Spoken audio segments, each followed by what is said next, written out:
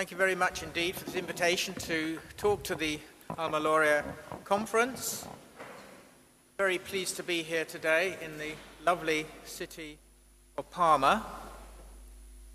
And I wanted to talk to you today about a project I'm engaged in looking at the graduate labour market basically across Europe, many of the major countries in the western half of Europe, but also looking outside Europe. As Gilberto has said, I find myself at this time of life working in not one but two research centres, and the research centre that's particularly relevant here is the new Centre for Global Higher Education at UCL. And I'll tell you for half a minute a little bit about that because you might be interested. It's a truly international research centre in which there are researchers not only from all around Britain, but from some countries in Europe, from South Africa, Australia, Hong Kong, and the United States. And we're truly interested in relationships with other relevant centres around the world.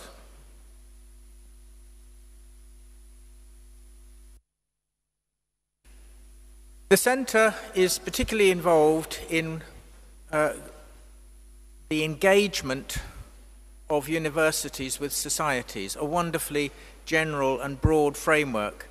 And another way of describing the centre is that it's interested in both the global aspects of higher education, but also the local aspects and the tensions between the global and the local. The paper I'm going to present today is from my particular project, which is just one project amongst many. There are about 14 projects, research projects now underway, which we'll be reporting in the next few years. The paper I'm going to present will be available on that website in a few weeks' time at the most, so that if you want to see the slides and everything from that, they'll be in the paper on that website. And a connection, a website link connection will be made on the AlmaLaurea website. Okay. Without further ado then, let me just introduce my topic. And I thought I'd start with a picture today. A picture which is often used, the idea, the metaphor of a race to describe the market, particularly for high-skilled labour across the world. The idea is that on the one hand you have technology leaping ahead, demanding more and more high-skilled labour around the world, and on the other hand you have expanding educations of population. So the metaphor is, let's have a well-balanced race, maybe one time one horse a little bit ahead of the other, or the other way around, and that's an optimistic perspective. That's a kind of welcome perspective. But nonetheless, not everybody who talks about the graduate labour market is an optimist. There are many pessimists around about the future for graduates in world labour markets. I've heard a little pessimism already this morning about Italy. There's plenty of pessimism in other countries as well. The optimists about the labour market point to a well-balanced race between the demand for high-skilled labour and the supply of high-skilled labour coming out of universities. And they point to the ongoing premium for wages between university graduates and those who leave school and don't go to college, the next level down. People who graduate with upper secondary education but do not go on to tertiary education. There is, around the world, universally a wage gap between the university graduates and the school graduates. And it seems to be fairly stable in a lot of countries. So, argue the optimists, there must be an expanding demand for people like this as much as an expanding supply. On the other hand, the pessimists point to the situation when they look at graduate jobs. Pessimists want to actually look at data on the demand for labour, the demand for high-skilled labour. And there are many people who talk about this thing called the graduate job and say that the graduate jobs aren't growing fast enough to keep up with the supply of graduates. They say that these new technologies aren't necessarily going to require lots of high-skilled labour. They say that many graduates, even if they have jobs, may be underutilising their skills in those jobs. And we get basically two very different perspectives on the world from the pessimists and the optimists, basically looking at the same data, and it's quite a fascinating situation from a scientific point of view. Well, our approach, and I say myself with my co-author Golo Henzeke,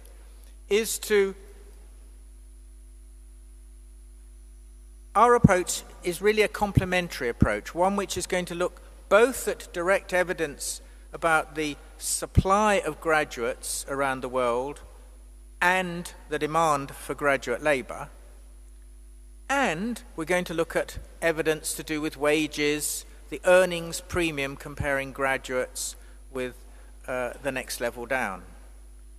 And especially I'm going to focus a little bit on the heterogeneity in the labour market, the fact that actually some graduates get paid a lot more than other graduates. And finally, we think there's tremendous value from an international comparative picture. All you people in the room here know a great deal more than I do about what's happening day to day in the Italian graduate labour market. And indeed, there are many people in Britain who know a great deal more than I do about what's happening, for example, in the last few months in the British graduate labour market. What I try to do as an academic is to step back and look at longer run trends and maybe even speculate a little bit about the future. So the outline of what I want to do today, and it will necessarily be a little bit rushed, I'm trying to give you the flavour of the paper, is to first talk about the graduate labour supply, then the growth of graduate jobs, then to look at this thing called the underemployment of graduates, by which I mean graduates not doing graduate jobs. Fourthly, we're going to look at some wages, and then finally, I'm going to do something that's unusual for me. I'm going to indulge in a little bit of speculation about the future, maybe to provoke some discussion. The data that I'm going to be using is mainly from the European Statistics on Income and Living Conditions surveys, which began around about 2004. So I'm going to be looking at about a decade's worth of data. And also I'm going to be using the Labour Force survey and the PIAC survey of adult skills, with which some of you may be familiar, was carried out in 2011 for the first time, and then in subsequent waves later. I'm also going to be drawing on some recently published studies. So first, the first part of the picture is the growth of the graduate labour supply. And in some respects, this is the easiest thing to describe. This is the level of tertiary educational attainment in a number of countries in Western and Northern Europe over this period of a decade. Looking specifically, we chose to, for this diagram, at 30 to 34-year-olds. Why? Basically because the EU has made this a target. And you can see from the blue bars the level there achieved in 2015. You can see from the yellow triangles on those bars, I hope, where all the countries were in 2004. And if you look across there, you can see pretty well that most countries are increasing. Pretty well all countries are increasing. The majority of countries have reached the EU attainment target, sadly not including Italy. And you might think also that perhaps there is some convergence going on. I invite you to look at Finland, for example, the country third from the right, which actually was the most graduate-educated country at the beginning of this period, but that had very little growth in the subsequent decade. And what may be happening there is that there's a process of convergence. The ones that are furthest ahead now are slowing down, and the ones that are furthest behind catching up. Is that the case? Only rather loosely. This is a diagram here which shows all the countries at a period in 2004 on the horizontal axis, and on the vertical axis you see the annual rate of change of graduate labour supply, and we've drawn in the regression line, and you can see it's a fairly loose fit to all the countries. So if you wanted to look for a case that maybe there's some catching up and convergence of countries going on, you'd find it a little bit hard to make that case strongly. And now let me look at the future. It's actually quite easy to look at the future from the point of view of the whole graduate labour force, because what you can do is simply compare the young with the old. And in all countries, this is quite ubiquitous, in every single country you find that the education level of the 30 to 34-year-olds is substantially greater than the education level of the, in this case, 50 to 64-year-olds. So this is a rough and ready way of predicting what the future for the graduate labour force will be. And as I say, you can see that in every country, those bars are plus lines, they're positives. There is some considerable variation, though. Let me draw your attention, for example, to Germany, which is relatively low. And from the previous diagrams, you may have noticed that Germany is not a particularly high country. So we have here a country which is, as we know, an advanced and affluent country, which does not have a relatively high proportion of graduates and is not looking to get any catch-up in the near future. So we might want to think about why that is the case.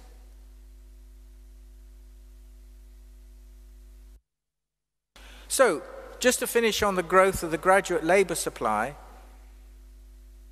the points there are summarised that it's a ubiquitous phenomenon. It's not something that's happening in some countries and not in other countries. The massification, to use that rather ugly word, of higher education is universal. There's not a region in the world where higher education has not been expanding. And as a labour market economist, you now see this in labour forces. So the proportions of graduates in the labour forces are expanding everywhere and at a substantial rate. Of course, OECD countries, broadly speaking, think of 1 percentage point per year across the OECD countries. Now, 1 percentage point per year, take it forward to 20 years, and you have a social phenomenon. You have a social transformation, because you suddenly have 20% more of your population is tertiary educated. And I sometimes think that the social transformation implied in those figures is not quite recognized. However, there's only weak evidence of convergence, as I've shown. And finally, it's pretty clear, we don't have to be uncertain about it, it's pretty clear that the labour force supplies are going to go on getting more educated, at least for the next decade or two, in pretty well all countries. So that's the easy thing to cover. Now I'm going to talk about graduate jobs, and I'll need to spend a little bit to describe what I mean by graduate job. Sometimes the phrase graduate jobs is often used in Britain and in other countries when recruiters and so on are thinking about the graduate labour market. And sometimes when they're pushed, they say, well, what do you mean by a graduate job? They say, well, graduate jobs are what graduates do. I think that's not good enough, because graduates do lots of other odd jobs, like serving behind bars and delivering delivering food from restaurants, and really low-skilled jobs. To properly describe a graduate job, you have to think of a job where here in the citation from the paper, where a substantial proportion of the skills, not necessarily acquired in the lecture room, out of the mouths of university lecturers, but through the university experience more generally. So that's the concept of the graduate job. But to actually put that into place, that's another matter. And some of the research we've been doing is to derive such a measure of a graduate job. And it goes as follows. We avoid the tautology, the idea that graduate jobs are what graduates do, which doesn't get us anywhere scientifically. One way to do it is to look at the occupational classifications of jobs, and these tend to be organized for the non-social scientists amongst you. They tend to be organized in major groups, and the top three are managers, professional occupations, and associate professional occupations, things like IT specialists and so on and so forth. And one way to describe a graduate job is any job which is classified in those top three groups. Unfortunately, that's not ideal because there are quite a few managers' jobs which are actually not graduate jobs. A manager of a small corner shop, for example, would not be thought of as doing a graduate job. So what we devised was a method for statistically estimating graduate jobs from surveys in which people say what skills they are using in their jobs and what education requirements are. And these are briefly described in the paper and some of our other papers. I'm not going to go into any technical aspects like that today. But what I would like to just stress is that the measure of graduate jobs which we've derived is basically a skills-based, which seems to me the proper thing to do. It's related to the skills which are actually used in the jobs. So with that in mind, here are the sorts of burning questions which we might want to know. How are graduate jobs differing across countries? Do some countries have more graduate jobs than others? And how does it change over time? So I'm going to try to give a little soupçon of that this morning. And here is our picture. This is using the OECD's PIAC data of how the proportion of graduate jobs across all jobs varies across countries. And I think you'll agree that there's an astonishing variation there. So that we have from right down the bottom, the Czech Republic, Japan, Germany, in the low 20s are defined as graduate jobs in terms of the skills usage. And that compares at the other end with Netherlands and Norway, and astonishingly Poland at the top end. You ask, well, why is there such variation? It doesn't seem to immediately necessarily gel with your notion of what's an affluent country, for example, because we know that Germany is an affluent country, so is Japan. Obviously, Norway and Netherlands are, but Poland is not yet as affluent as some of the other countries. Well, the answer is that employers don't need necessarily to employ graduates when they're doing high-skilled jobs. They can employ those who have done below graduate tertiary vocational education or just left upper secondary education. So why would they do that? Why would they employ someone who's followed a vocational route? Answer, if the vocational graduates are of high quality relative to the university graduates. So the key point here is, what is the quality of the university graduates compared to the graduates from the next level down, if you like? And that's the next diagram here. We needn't really focus on both these diagrams, but let me just explain what's going on. We've used the skills data from the OECD's adult skills surveys and plotted the literacy skills of the university graduates relative to the literacy skills of the vocationally trained graduates. Okay?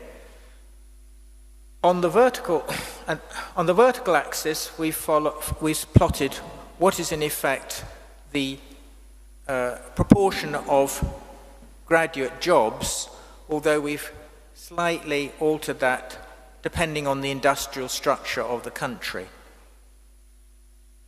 You'll see a fairly good positive relationship. And what that's saying is that in countries where the relative quality, and I stress the word relative, the relative quality of the graduates compared to the vocationally trained graduates is high, then the employers demand a lot of graduates. A lot of jobs get defined and used as graduate jobs. So there you have Poland at the top end, and what that to me says is reflecting the fact that Poland has a relatively good higher education system, but not such a good vocational training system.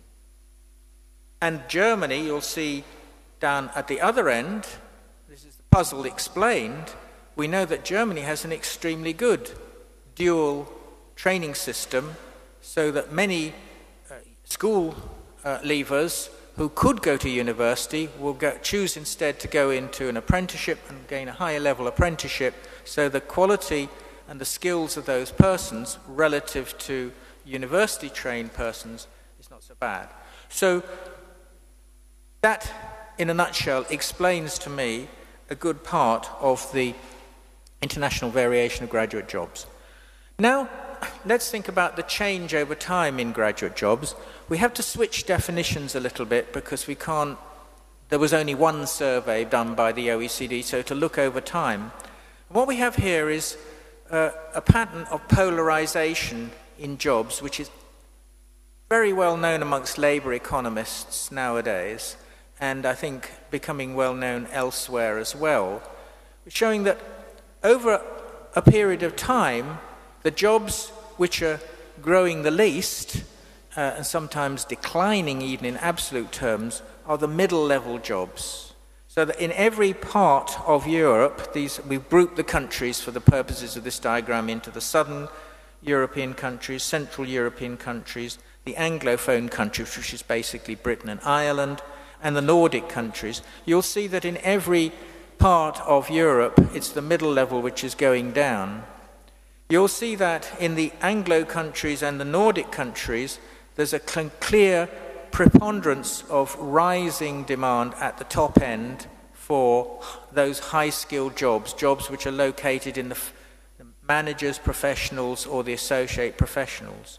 But in the southern European countries, it's the opposite. The greatest rate of growth is in the low-skilled jobs, and there's some more or less stability, I would say, much less of a change in the Central European. So there's different patterns of polarization going across Europe. And that's what's happened over the last 10 years. What will happen in the future? Now there we're getting to really difficult territory to understand what will happen in the future.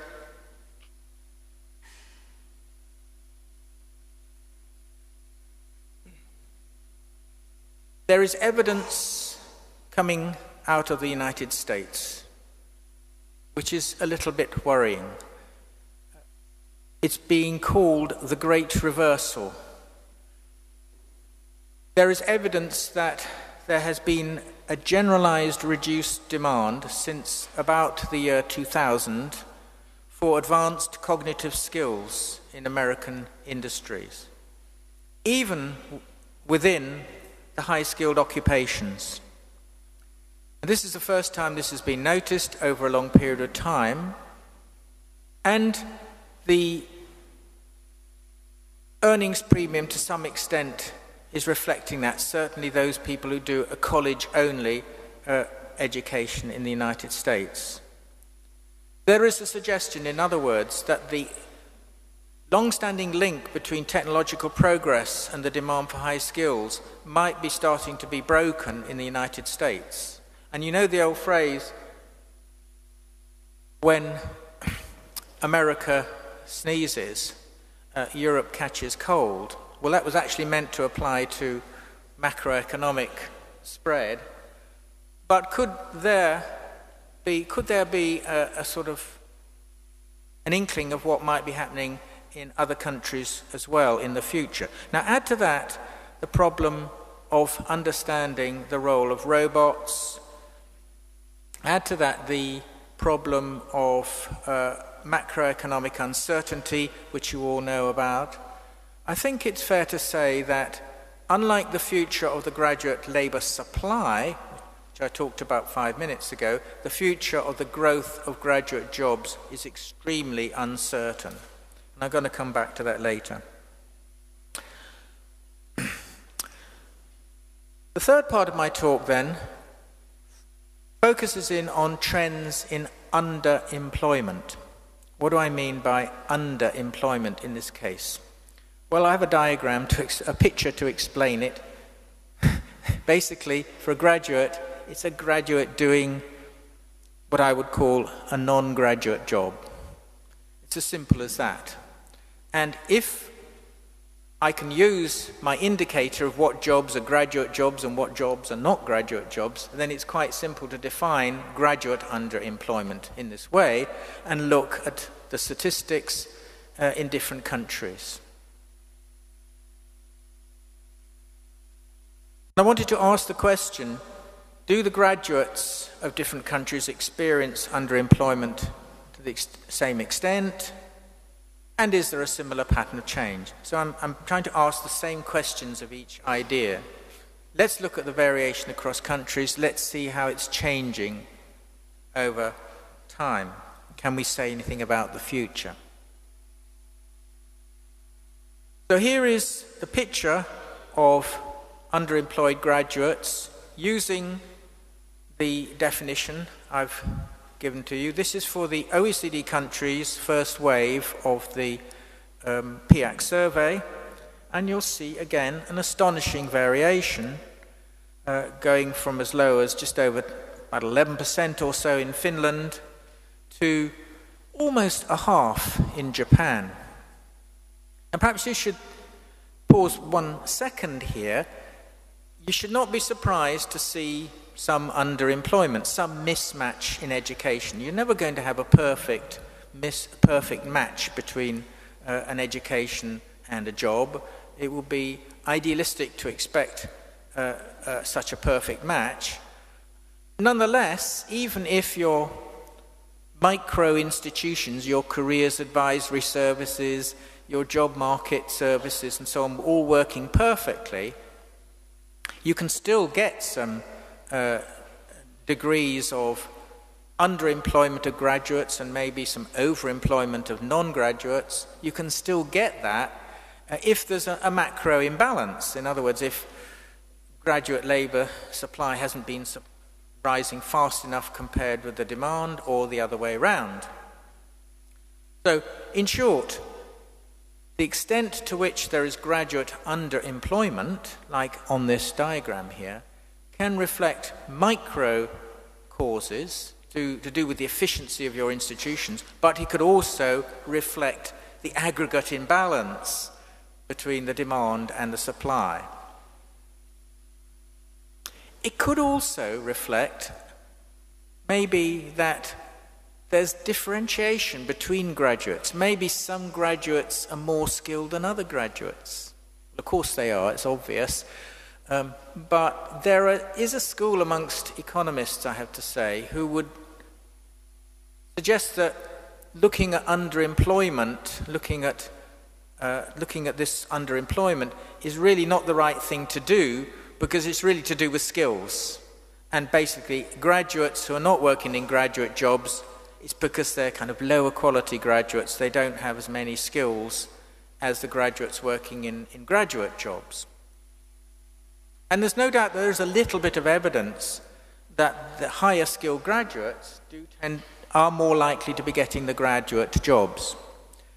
But how much does that explain? We decided to look into it using the skills data that's available in the survey, and we adjusted it, and that was the result. You can see that it kind of brings down the level of underemployment after this adjustment, and in a minor way changes the difference between the countries, but actually it doesn't explain much at all. The truth of the matter is that graduates in graduate jobs on the whole are not able to develop in the same way. The graduates in non-graduate jobs are not able to use their skills and to develop their skills in the same way. The single best explanation we found for the variation across time is that the extent of underemployment, which is plotted on the vertical axis, is related to the relative demand for graduates. That is, the number of graduate jobs relative to the supply of graduates. And you see a loose scatter plot there, but nonetheless a relevant downward sloping line there over time. So basically, there we have Japan with a very high level of underemployed graduates, but they have a relatively low level of demand for graduates. Finland, at the other end, with a very high level of graduates, also have employers who utilize those graduates a lot in graduate jobs. Where's Italy? I'm looking for Italy. Italy's somewhere in the middle there, hidden amongst all those countries. How are things changing over time? To understand whether graduate underemployment is getting worse or better is quite difficult. There are 3 or 4 country studies for Britain, Germany, Poland and Sweden, for those dates up there, none of them particularly recent, in which there's been some evidence of a slow increase, but not ubiquitous, in the extent to which graduates are doing non-graduate jobs, the extent of graduate underemployment. Can we use our data to get a better picture? This is the picture we've arrived at. It's not a perfect picture because it again uses this notion of graduates in the top 3 jobs, managers, professionals and associate professionals. They're the ones in high-skilled jobs. What we've plotted here is the proportion of graduates not in those top 3 jobs. They're either in a medium or a low-skilled job. And we've looked at how that's changed. So if you looked at the left of the diagram, you see a number of southern European countries, Spain, Portugal, Italy, Greece and France, all with increasing proportions of graduates not in those top 3 occupations. On the other hand, if you look in the Anglo countries and the Nordic countries, you find perhaps more. Well, you also find some increases. Another big increasing country there is Ireland. Only in Germany and in Switzerland is there some reduction. So even this is amazing. Even Germany, with relatively low numbers of graduate jobs, is increasing the utilization of the graduates they have. Because actually Germany doesn't have that many graduates in international comparison. But if you looked at that whole overall diagram as a whole, you might think, well, there's a preponderance of countries where graduate underemployment has probably increased over the years. So in brief, looking at the growth of graduate underemployment, it does vary considerably across countries, and it is increasing in the majority of countries, but at least not all for now. The fourth part I'll cover very quickly. I must be getting to the end of my time shortly. What's happening to average earnings and what's happening to the dispersion of earnings? If we look at this diagram here, we see that in every country,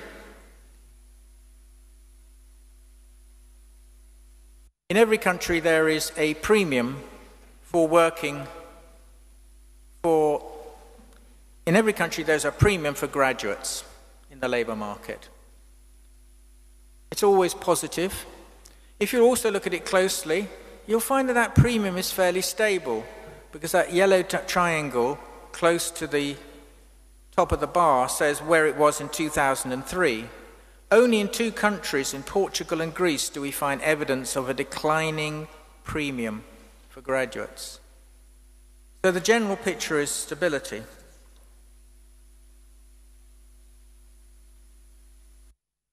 I'll skip a diagram and go on one further though and ask, is there some growing heterogeneity amongst those countries? We thought, and this is somewhere where we're a little bit surprised, we expected to find there'll be more and more differentiation amongst graduates. We haven't found that yet. We found some evidence of differentiation amongst the graduate, what we call the graduate underemployment wage penalty, that is the penalty for not being in a graduate job. That seems to have gone up in Italy and Austria and Ireland, but it's gone down in Portugal, and we're not sure whether there's a general trend that can be talked about there. I want to spend my remaining minute or so speculating about the future and asking you to think about the future.